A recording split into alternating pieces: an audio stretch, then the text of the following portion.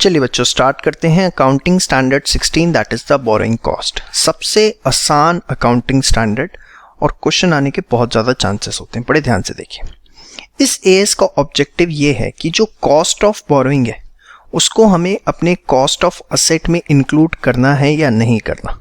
मतलब देसी भाषा में अगर मैं बोलूँ तो जो इंटरेस्ट है वो कैपिटलाइज्ड होगा या नहीं होगा, वो एएस 16 आपको गाइड करता है। देखिए वैसे तो हम बोरोइंग कॉस्ट से मतलब सिर्फ इंटरेस्ट समझते हैं, लेकिन एएस 16 के अंदर प्रॉपर्ली इसको डिफाइन किया गया है और बोरोइंग कॉस्ट में 4 चीज़ों को इंक्लूड किया जाता है। सबसे पहले interest and commitment charges. Interest आपको पता है, कमिटमेंट चार्जेस क्या होते हैं। सपोज आपने बैंक को अप्रोच किया कि आपको अगले 6 महीने के अंदर किसी भी समय 1 करोड़ रुपए के लोन की ज़रूरत होगी, तो बैंक ने आपको बोला कि ठीक है सर, हम आपके लिए 1 करोड़ रुपए सेट असाइड कर देते हैं। अगले 6 महीने में जब आपको ज़रूरत हो तब आप ये लोन ले लेना, और जिस दिन आप लोन लोगे उस दिन से आपका इंटरेस्ट चार्ज होना शुरू हो जाएगा। लेकिन बैंक कहता है कि सर देखो, हमने तो 1 करोड़ सेट असाइड कर दिए, आप अगले 6 महीने में कभी भी लो उस दिन से आपका इंटरेस्ट चार्ज होगा। लेकिन फॉर द टाइम बीइंग कि हमने आपको कमिटमेंट करी, आपके लिए फंड सेट असाइड करे हैं, तो आपको हमें कमिटमेंट चार्जेस देने पड़ेंगे। ये इंटरेस्ट से कम होते हैं। सपोज इंटरेस्ट अगर बैंक 10% ले रहा है तो कमिटमेंट चार्जेस 5 से 6% होंगे, लेकिन बैंक ये चार्ज करता है अगर आपका ड्यूरेशन जो है वो कहीं ना कहीं डेफर्ड है, इन द सेंस कि आप फ्यूचर में लोन लेने वाले हैं। समझ में आई बात। नेक्स्ट है amortisation value only debts. Suppose आपने डिबेंचर इशू किए, 100 रुपये का डिबेंचर आपने 90 रुपीज़ में इशू किया, जिसको आप 110 में रिडीम करेंगे। This is your issue price, this is your redemption value. तो ये 20 रुपये जो है this is called as loss on issue of debenture. तो इसको आप क्या करते हैं, over the life of debenture amortise करते हैं। तो this is also consider as the borrowing cost as per AS 16। इसके अलावा कोई भी फाइनेंस चार्जेस किसी भी प्रकार के लगते हैं, ब्रोकरेज वगैरह। फिर D point is the most important, जिस पे क्वेश्चन आता है, exchange differences arising from foreign currency borrowings to the extent regarded as an adjustment to interest cost. अब ये क्या है सर इतना बड़ा, ये मैं भी आपको एक एग्जांपल से समझाता हूँ। उससे पहले आप ये लाइन ध्यान रखिएगा कि सिर्फ हम इसमें डेट की बात करते हैं, cost of owners equity preference share capital as 16 deal नहीं करता। यहाँ सिर्फ डेट से रिलेटेड बात है, कोई इक्विटी कोई शेयर कैपिटल जो प्रेफरेंस शेयर कैपिटल है उसको भी इनफैक्ट यहाँ कवर अप नहीं किया जाता।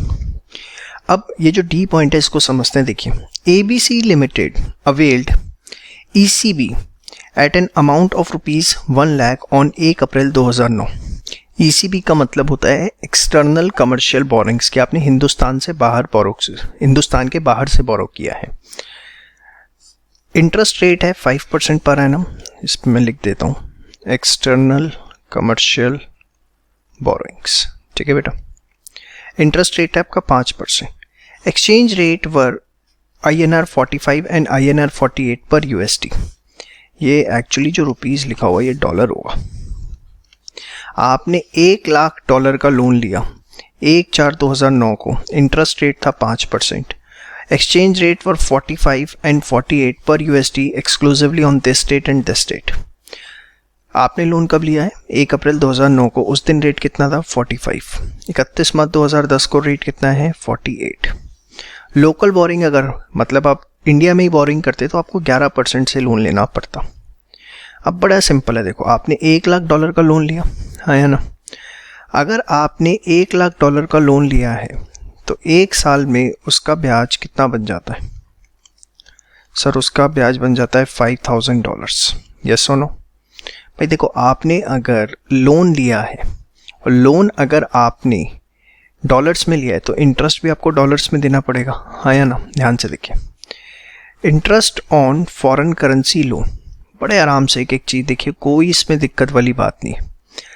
आपने $1 लाख का लोन लिया, $1 लाख पे 5% से आपका कितना लोन हो गया, 5 इंटरेस्ट हो गया $5000। और इंटरेस्ट आप साल के एंड में देंगे। उस समय रेट क्या चल रहा था आपका 48, तो इंटू 48 करिए तो आपके 2,40,000 रुपये जो है एज एन इंटरेस्ट चले गए। इंटरेस्ट कितना आया 9-10 का 240, $1 लाख पे 48 5%। समझ में आई। नेक्स्ट, अगर आप देखें, आपने जब लोन लिया था रेट था आपका 45, अब हो गया 48। Now please try to understand, $1,00,000 का लोन है, आपको वापस भी $1,00,000 करने पड़ेंगे। जब लिया था तो 45 का रेट था, मतलब आपको वो कन्वर्ट होके 45 लाख मिले। लेकिन जब ये $1,00,000 आपको रिटर्न करने पड़ेंगे तो रेट है 48 का, मतलब आपको 48 लाख रिटर्न करने पड़ेंगे। मतलब बैठे बैठे due to foreign exchange fluctuations, foreign exchange fluctuation की वजह से आपकी बैठे बैठे 3 लाख रुपए की जो लायबिलिटी है वो इंक्रीज हो गई। यस और नो? तो देखिए जरा, increase in liability for repayment of loan 3 lakh, $1,00,000 into ₹3 48 minus 45। समझ में आई बात? क्लियर है यहाँ तक? कोई दिक्कत तो नहीं? पक्का? Very good. बेटा एक बात बताओ, अगर यही लोन आप लोकल करेंसी के अंदर लेते, अभी आपने $1,00,000 का लोन लिया, $1,00,000 का लोन कन्वर्ट हुआ 45 के हिसाब से, 45 लाख का लोन आपको मिला एक तरह से। अगर आप लोकल रेट से लेते तो 11% से मिलता। यस और नो? मतलब आपको इंटरेस्ट देना पड़ता 4,95,000 का, अगर यही लोन आपने लोकल लेवल पे लिया होता, इंडिया से लिया होता। Interest on local currency loan for financial year 19 4,95,000। समझ में आया? कोई डाउट इसके अंदर? पक्का? श्योर है? अब प्लीज अपना कंसंट्रेशन लेवल डबल कर लेना थोड़ी देर के लिए। आप एक बात बताओ, अगर आपने लोकल करेंसी में लोन लिया होता तो आपको 4,95,000 का इंटरेस्ट देना पड़ता, बट क्योंकि आपने फॉरेन करेंसी में लिया है तो आपको सिर्फ 2,40,000 का जो है इंटरेस्ट देना पड़ा। तो मतलब somewhat there is a difference between 2,55,000, 2,55,000 का आपको कहीं ना कहीं फायदा हुआ है। यस और नो? अब AS 16 के हिसाब से ट्रीटमेंट कैसे होगा, ध्यान से देखना। देखो, आपको इंटरेस्ट की सेविंग्स तो हो गई, मैं मानता हूँ 2,55,000 रुपीज की, लेकिन कहीं ना कहीं आपकी 3 लाख रुपए की जो लायबिलिटी है वो इंक्रीज हो गई। 3 लाख रुपए की आपकी लायबिलिटी इंक्रीज हो गई। तो देखो, AS 16 ने बहुत ही अच्छा ट्रीटमेंट बताया, बड़े ध्यान से देखिएगा। अगर आप ध्यान से देखें तो एक तो आपका 2,40,000 रुपए की इंटरेस्ट कॉस्ट और प्लस 3 लाख रुपए की आपकी लायबिलिटी इंक्रीज हो गई, तो कहीं ना कहीं 5,40,000 रुपए का टोटल अमाउंट है जिसका आपको ट्रीटमेंट करना है, जिसमें से आपका 2,40,000 रुपए का एक्चुअल इंटरेस्ट है और 3 लाख रुपए की आपकी इंक्रीज इन लायबिलिटी है। यस और नो? समझ में आ रही है मेरी बात? पक्का? अब देखिए इसका ट्रीटमेंट कैसे होगा। एज पर AS 16, बड़े ध्यान से देखना, जो आपका एक्चुअल इंटरेस्ट गया है, कितना गया है? 2,40,000 रुपए, प्लस जो डिफरेंस इन इंटरेस्ट है। डिफरेंस इन इंटरेस्ट क्यों? Because of local currency loan versus foreign exchange loan में जो की वजह से जो डिफरेंस इन इंटरेस्ट आया, जो आपने यहां पे निकाला था, कितना? 2,55,000 रुपए। ये दोनों का सम जो है as per AS 16 borrowing cost माना जाएगा। बहुत सिंपल है। देखो, AS 16 क्या कहता है? AS 16 कहता है कि जो आपने एक्चुअली में इंटरेस्ट दिया 2,40,000 रुपए, वो, और अगर वही लोन आप इंडियन करेंसी में लेते और उस पे जो इंटरेस्ट बनता वो कितना बनता? 495। तो इसके बीच में जो डिफरेंस है दैट इज 255। एक ये 255 और एक ये 240, ये जो दोनों हैं, ये दोनों मिला करके 4,95,000 रुपीज आपकी as per AS 16 borrowing cost मानी जाएगी। और इसको हम आगे देखेंगे कि कैपिटलाइज करना है या नहीं करना। कैपिटलाइज तब किया जाता है अगर ये क्वालिफाइड असेट है तो। अभी इसके ऊपर हम आगे डिटेल में बात करेंगे। तो हमें अभी मेन देखना था AS 16 के हिसाब से बोरिंग कॉस्ट क्या मानी जाएगी? That will B 4,95,000। अब 540 टोटल है भाई, एक्चुअल इंटरेस्ट है 240 और 3 लाख की लायबिलिटी। अब 540 में से 495 एज पर AS16 है, बाकी जो बैलेंस बच जाएगा that will be treated as per AS11। AS11 के हिसाब से हम उसका ट्रीटमेंट करते हैं।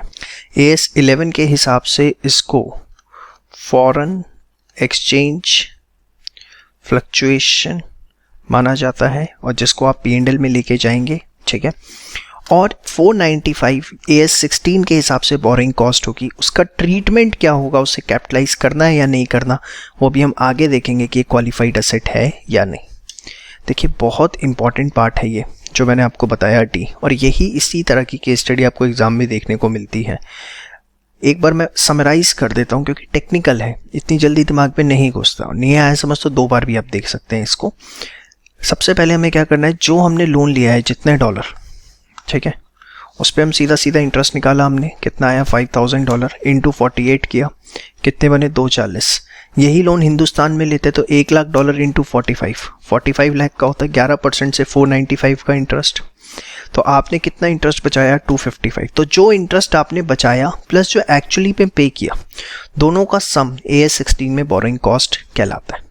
और बाकी जो डिफरेंस रह जाएगा वो AS11 है। डिफरेंस कैसे रह जाएगा, actual interest plus increase in liability का। समझ में आई बात। और जो AS16 की कॉस्ट आएगी उसे हमें कैपिटलाइज करना है या नहीं करना, वो डिपेंड करेगा कि वो क्वालिफाइड असेट है या नहीं है। और जो AS11 वाला पार्ट है वो तो सीधा सीधा P&L से हम चार्ज करेंगे, ठीक है। तो ये था आपका कि एग्जैक्टली बोरिंग कॉस्ट होती क्या है। चलिए अब आगे बात करते हैं borrowing cost related to ACP, acquisition, construction या प्रोडक्शन। आपने कोई एसेट एक्वायर किया, कंस्ट्रक्ट किया या प्रोडक्शन किसी भी गुड्स की of qualifying asset should be capitalised. अब क्वालिफाइंग असेट क्या है, बड़े ध्यान से देखिएगा। Qualifying asset which necessarily takes substantial period of time to get ready for its intended use or sale। Qualifying asset का मतलब क्या है, ऐसे असेट जो कि सब्सटेंशियल पीरियड ऑफ टाइम लेते हैं। अब सब्सटेंशियल पीरियड ऑफ टाइम क्या होगा, तो देखिए AS16 के अंदर सब्सटेंशियल पीरियड ऑफ टाइम जो वर्ड है वो डिफाइन नहीं है, बट ये प्राइमरली जो है डिपेंड करता है सर्कमफेक्ट्स and circumstances of the case पे। केस टू केस ये वेरी करेगा, बट जनरली इसे हम 12 मंथ से ऊपर का जो टाइम होता है वो सब्सटेंशियल पीरियड ऑफ टाइम मान लेते हैं। लेकिन ये 12 मंथ से भी छोटा हो सकता है अगर वो जस्टिफिएबल है तो। ये आपके लिए लिख दिया है, इसको आप नोट कर लीजिएगा। तो AS16 में डिफाइन नहीं है, लेकिन generally substantial period of time क्या माना जाता है वो मैंने आपको बता दिया। नेसेसरीली टेक्स, ये वर्ड बहुत इंपॉर्टेंट है, नेसेसरी। देखिए सपोज मैं आपको छोटा सा एग्जांपल देता हूँ। कुछ ऐसे गुड्स होते हैं जो प्रोडक्शन में बहुत लंबा समय लेते हैं, जैसे कुछ लिकर होती हैं, उनको बनने में 12 महीने से 18 महीने तक का टाइम लगता है, 18 से 36 महीने तक का टाइम भी लग जाता है, ठीक है। एयरक्राफ्ट बनने में बहुत टाइम लगता है, भाई एयरक्राफ्ट कंपनी के लिए तो वो गुड्स ही है एक तरह से। तो सपोज जनरली वैसे अगर कोई गुड 3 महीने में बन जाता है, बट एक बार उसको बनने में 15 महीने लग गए। जनरली वो 3 महीने में बनता है, बट एक बार ऐसा हुआ कि उसे बनने में 15 महीने लग गए, तो फिर ये नेसेसरी की कैटेगरी में नहीं आता जब 15 महीने लग गए। नेसेसरी का मतलब क्या है, ऑन कहीं ना कहीं अगर हम बोले as per the nature of business, ठीक है। अगर कभी टेम्परेरी हो गया, वन टाइम हो गया, तो फिर वो क्वालिफाइंग एसेट की कैटेगरी में नहीं आएगा। To get ready for its intended use और सेल। अब conditions for capitalisation of borrowing cost, अगर बोरिंग कॉस्ट को कैपिटलाइज करना है तो क्या कंडीशन है, only those borrowing cost will be capitalised that would have been avoided if the expenditure on qualifying asset had not been made. मतलब बड़े ध्यान से देखिएगा, जो मैं आपको बात बताने जा रहा हूं बहुत इंपॉर्टेंट है। सपोज आपने एक लोन लिया 10 लाख रुपए का, बड़े ध्यान से समझना, उसका फिक्स्ड टाइम पीरियड है कि आप 5 साल से पहले बिफोर 5 years आप उसको पे ही नहीं कर सकते, और पे किया तो आपको पूरे 5 साल का इंटरेस्ट देना ही पड़ेगा, ठीक है। बड़े ध्यान से समझना, मैं जो आपको बात बताने जा रहा हूँ, ये जो लोन आपने लिया था ये आपने लैंड परचेज करने के लिए लिया था। अब आपकी लैंड परचेज की जो डील थी वो हो गई कैंसिल। तो आपने क्या किया, आपने सोचा कि कुछ मशीनरी आप बनवा लें, प्लांट एंड मशीनरी अपनी फैक्ट्री के अंदर, modern updated plant and machinery ले लें, और वहां पर आपने इस लोन के पैसे को इन्वेस्ट कर दिया, क्योंकि आप वापस तो कर नहीं सकते थे। 5 साल पहले भी अगर वापस करते तो आपका पूरा इंटरेस्ट जाता।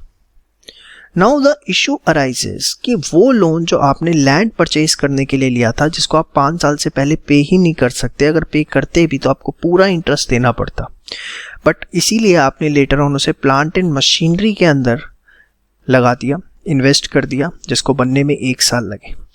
तो 1 साल का जो इंटरेस्ट है, जो 1 साल का इंटरेस्ट है, क्या उसे हम प्लांट एंड मशीनरी के अंदर कैपिटलाइज कर सकते हैं? तो अगर आप मेरे से रियल आंसर पूछे तो आंसर इज नो। व्हाई? क्योंकि वो इंटरेस्ट तो आपको तब भी देना पड़ता अगर आप प्लांट एंड मशीनरी ना भी बनाते। Only those borrowing cost will be capitalized that would have been avoided if the expenditure on qualifying asset had not been made. अगर आप ये प्लांट एंड मशीनरी ना बनाते तो क्या इंटरेस्ट ना जाता? इंटरेस्ट तब भी जाता।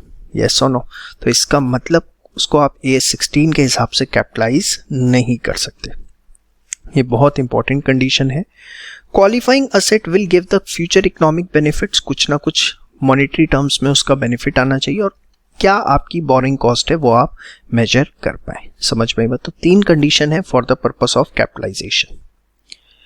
अब eligible borrowing cost for capitalisation, तो जो भी आपकी एक्चुअल बोरिंग कॉस्ट है और less income from temporary investment. Suppose आपने 100 करोड़ का लोन लिया, अब सारा पैसा एक बार में तो लग नहीं जाएगा प्रोजेक्ट में, तो आपने क्या किया, 50 करोड़ पे इन्वेस्ट कर दिए, जिस पे कुछ आपको इंटरेस्ट इनकम हो गई 6 महीने में।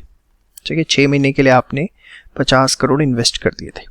तो जो भी आपकी 100 करोड़ की कॉस्ट आएगी, सपोज 12 करोड़ पे आई इंटरेस्ट कॉस्ट, और इंटरेस्ट आपको मिल गया 1 करोड़ पे, तो सिर्फ 11 करोड़ पे जो है वो ही बोरिंग कॉस्ट मानी जाएगी।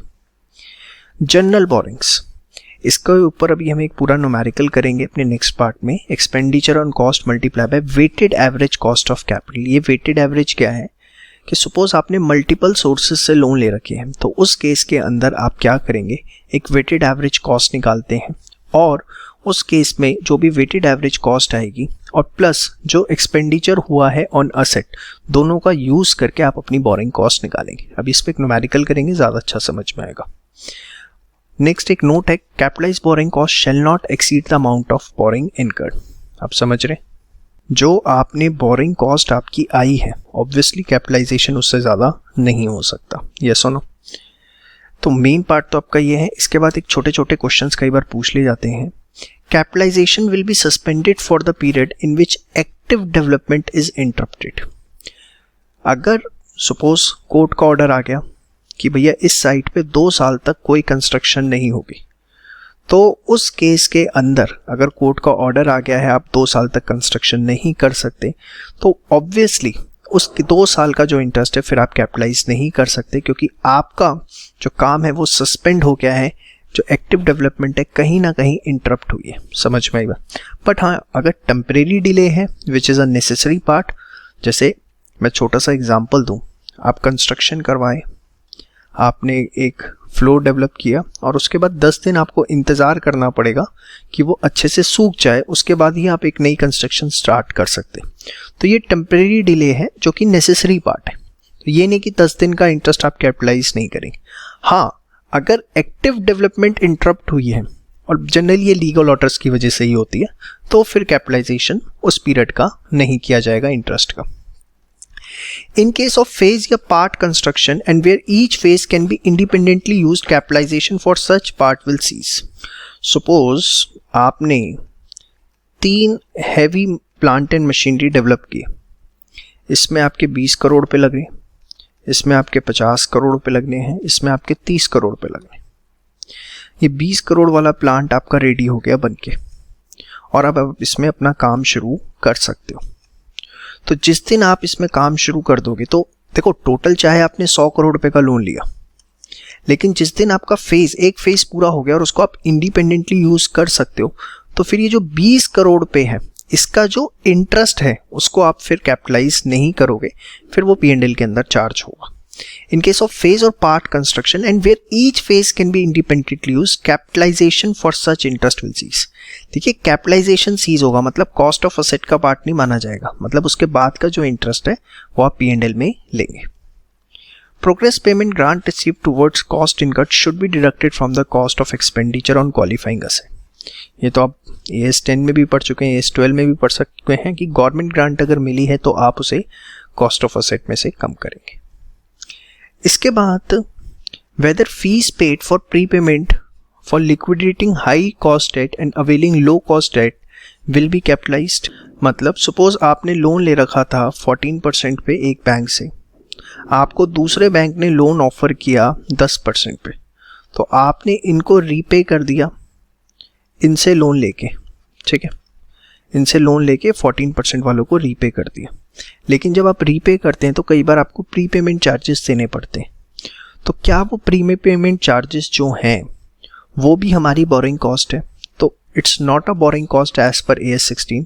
This is a opinion of expert committee of ICAI कि इसको बोरिंग कॉस्ट नहीं माना जाएगा। अगर प्री पेमेंट है for liquidating high cost debt and availing low cost debt तो उसको कैपिटलाइज नहीं किया जा सकता।